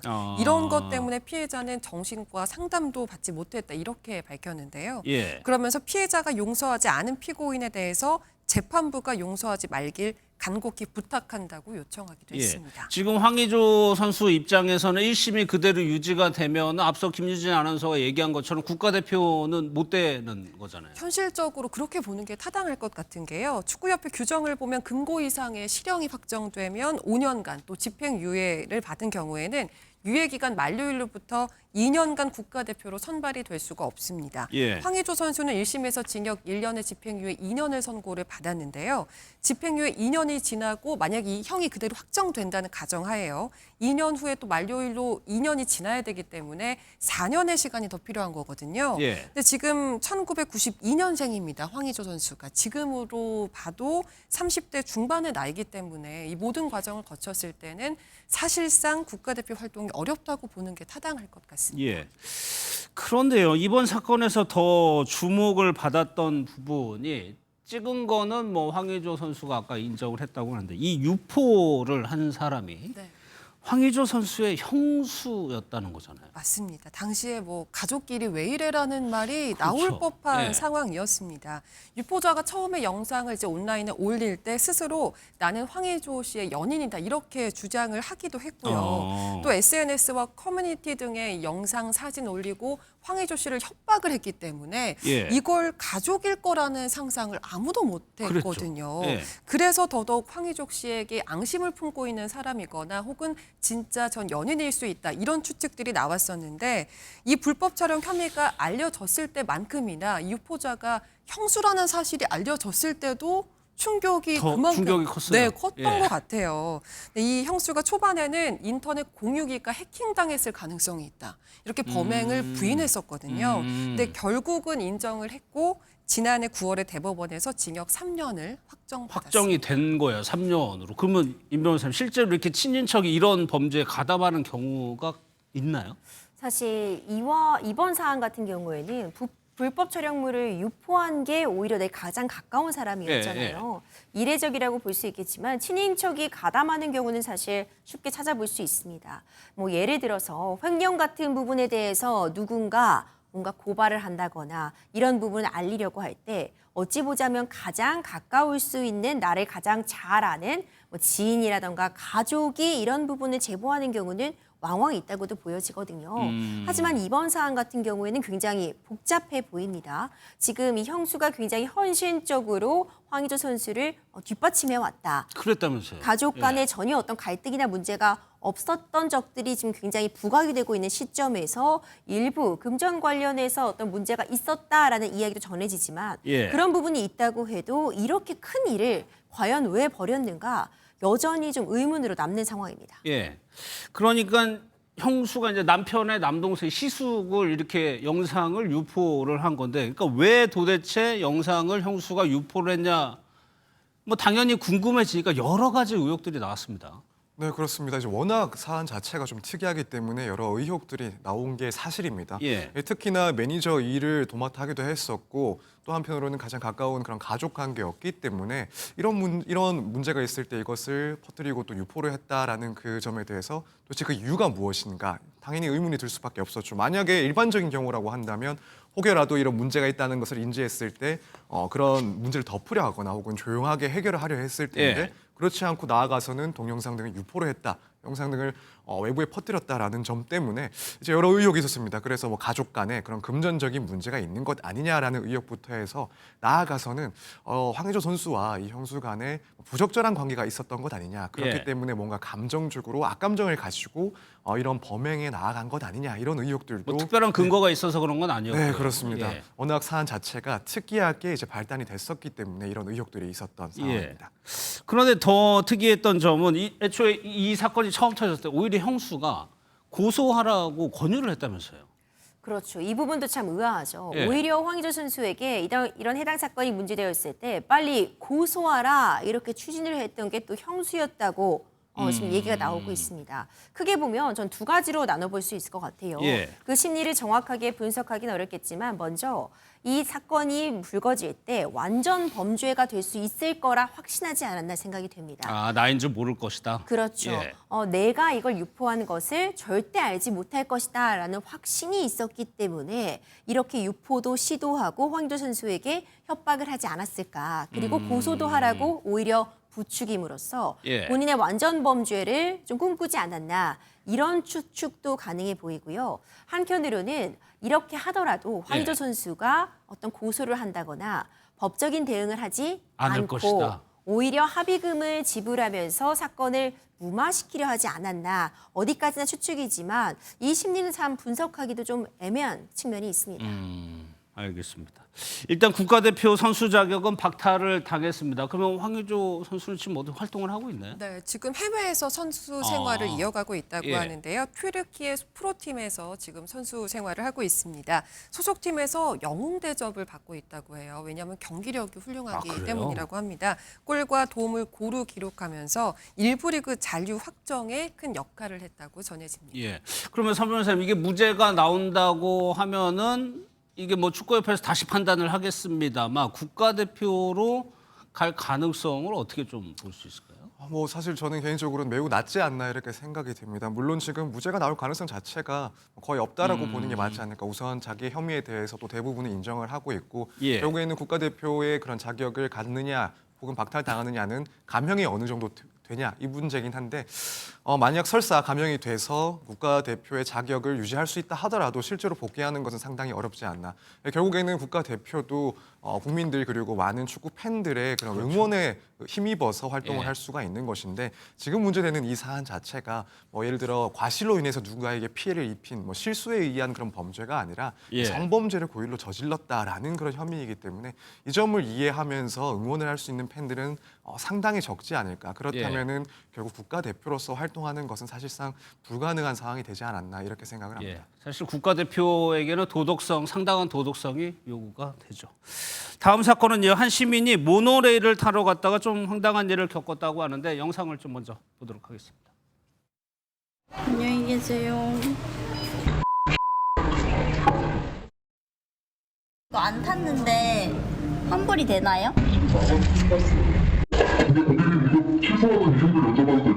아니 뭐 안 되면 그냥 안 된다고 말씀하시고 그냥 여쭤보는 건데. 안녕히 계세요.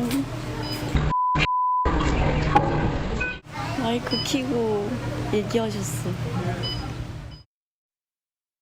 대략적으로 상황은 이해가 됩니다만 좀 자세하게 설명을 해주시죠. 네, 지난 12일 국내 한 관광지에 있는 모노레일 매표소에서 있었던 일입니다. 예. 이 고객이 매표소 직원에게 이거 모노레일을 안 탔는데 표를 환불할 수 있느냐고 물었고 직원이 마감이 끝났다면서 왜 안 타려고 하냐 이렇게 되물었다고 해요. 고객이 걸어서 내려가려고 한다 이렇게 이유까지 대면서 환불을 요청을 했는데 예. 직원이 특별한 이유도 없이 왜 환불을 해달라고 하느냐며 불편한 기색을 보였다는 건데요. 예. 그리고 환불이 이루어지긴 했습니다. 아, 환불을 해주긴 네, 했어요. 그랬는데 예. 문제는 이 환불 이후에 이게 좀 매표소에서 서로 목소리 잘 들리라고 직원 이제 목소리 들리는 마이크가 되어져 설치돼 있잖아요. 있죠. 예. 이제 그게 켜진 상태에서 좀 나쁜 상황이 벌어진 거죠. 그러니까 여기서 끝나지 않고 임변호사 여기서 뭐 욕설이 들린 게 더 일을 키운 것 같아요. 그렇죠. 그 다음 상황이 사실 더 큰 문제로 보입니다. 예. 그러니까 표를 환불받고요. 고객이 자리를 떠나려고 하는데 이 매표소 보면은 이제 유리막 같은 거 쳐 있으니까 마이크로 예. 뭐 몇 장 필요하세요? 얼마입니다. 이런 소통을 하게 되잖아요. 마이크가 여전히 켜져 있는 상태에서 이 매표소 직원이 욕설을 한 겁니다. 예. 이와 관련해서 다 들리는 상황이었잖아요. 그러니까 표를 환불해 줬지만 그 대응 방식 그리고 그 이후에 이 욕설을 중얼거리는 부분 이런 부분들이 사실 고스란히 이 영상으로 이제 예. 녹화가 되면서 지금 이 대응 방식에 대해서 정말 잘못됐다 이런 지적 뒤따르고 있습니다. 예. 설명서 이렇게까지 이 일이 뭐 작은 일일 수도 있을 것 같은데 크게 알려진 이유가 있나요? 네, 알고 보니 이제 이 고객은 유튜버였고 이날 있었던 일을 찍어서 이제 예. 유튜브 채널에다가 이제 공개를 했습니다. 저희가 본 영상이 이제 유튜브에 올라왔다는 네, 거죠? 그렇습니다. 그러다 보니 이것을 본 뭐 구독자들이 또 상당히 분개를 했었고 예. 한편으로는 뭐 이걸 보면서 분개하는 사람들이 늘어나니까 더 급속도로 이 영상이 확산이 되지 않았나. 그래서 오늘 기준으로 했을 때 280만 이상의 조회수를 기록을 하면서 논란이 계속되는 그런 상황입니다. 280만 명 이상이 봤다는 거면 좀 반응은 뭐 좋지는 않았을 것 같아요. 맞습니다. 직원의 무례한 태도에 관해서 굉장히 격한 반응들을 지금 사람들이 쏟아내고 있는데요. 마감이 됐으면 창구 문을 닫았으면 되는데 그렇게 하지 않아 놓고 왜 이제 욕설을 하느냐 이런 반응도 있었고요. 누가 보면 자기 돈으로 환불해 주는 줄 알겠다. 이렇게 직원의 태도를 지적하는 반응들이 많았습니다. 또 관광지에서 이런 불쾌한 경험을 몇 번 해보고 나니까 국내 여행은 절대 안 간다. 그러면서 실제로 이 지역에 여행을 가려고 했는데 영상 보고 나서 취소하겠다 이런 댓글도 있었다고 그래요? 합니다. 이와 함께 공식적으로 사과하라 이런 요구도 빗발치는 상황인 것으로 전해집니다. 이 정도로 논란이 됐으면은 이 모노레일 운영사도 좀 입장을 냈을 것 같습니다. 그렇습니다. 즉각 사과문을 전달을 했다고 해요. 이 유튜버 측에서 이제 밝히는 바에 따르면은 이 모노레일 운영 회사 측에서도 즉각적으로 사과의 의사 표시를 밝혔다고 전해지고 있습니다. 불미스러운 일이 발생한 것에 대해서 송구하고 이번 일을 계기로 해서 직원들 교육을 더욱 철저히 하겠다는 다짐도 받았다고 하는데 지금 이 욕설을 한 것으로 알려져 있는 이 해당 직원에 대해서는 1개월의 감봉 처리를 한 것으로 알려져 있습니다. 다음 사건은요. 현역 군인이 이제 비비탄으로 개를 학대한 사건이 있었죠. 그런데 2차 피해자 측에서 2차 가해를 호소하고 있다고 합니다. 영상을 좀 먼저 보겠습니다.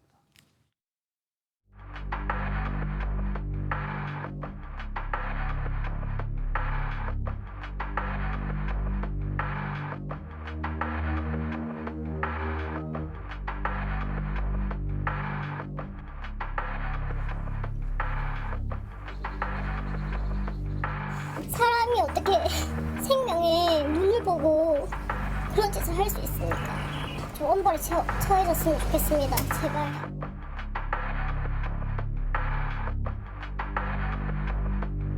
경찰에서는 민간인에 대해서 수사 후에 정찰 예정이며 군인 2명에 대하여는 군 수사단에 며칠 전에 이송한 상태입니다. 김유진 아나운서, 피해자 측이 2차 가해를 당하고 있다. 이거 무슨 말입니까? 네, 지금 전해드리는 건 피해 견주가 최근 한 유튜브 채널과의 인터뷰에서 직접 밝힌 내용인데요. 가해자 부모가 직접 찾아와서 욕설을 퍼붓고 피해 견주의 집을 사진까지 찍어서 갔다고 합니다. 또 무고로 고소하겠다 이런 협박까지 했다고 전해지는데요. 적반하장식의 태도도 문제지만 집을 알고 있다는 것 자체만으로도 사실 이 피해 견주는 굉장히 두려울 수 있겠다는 생각이 듭니다. 일단은 피해자의 주장이긴 합니다만 가해자 측이 이렇게 나온다면은 글쎄요, 임주일 변호사님, 뭐 피해자 측에서 더 힘들 수도 있을 것 같고요. 그렇죠. 지금 이 견주들은 정말 정신적인 피해를 호소하고 있습니다. 가해자가 오히려 적반하장의 태도를 보이고 있다 이런 얘기 전해지고 있으니까 이 피해 견주 입장에서는 또 찾아오지는 않을까, 또 해코지를 당하지 않을까 이런 극심한 불안에 떨고 있다 이런 이야기 전해지고 있거든요. 정신적 스트레스가 큰데 집까지 찾아와서 이런 이야기를 하니까 차가 지나가기만 해도 무섭고 또 그 사람들이 오는 것 아닌지 너무 불안해서 지금 거주지가 노출되어 있는 상황이다 보니까 이사까지도 고려하고 있다는 이야기가 나오고 있습니다. 설 변호사님, 이 가해자 측의 이런 좀 태도 논란 이런 것들이 초반에도 약간 그런 기미가 있었다면서요? 네, 그렇습니다.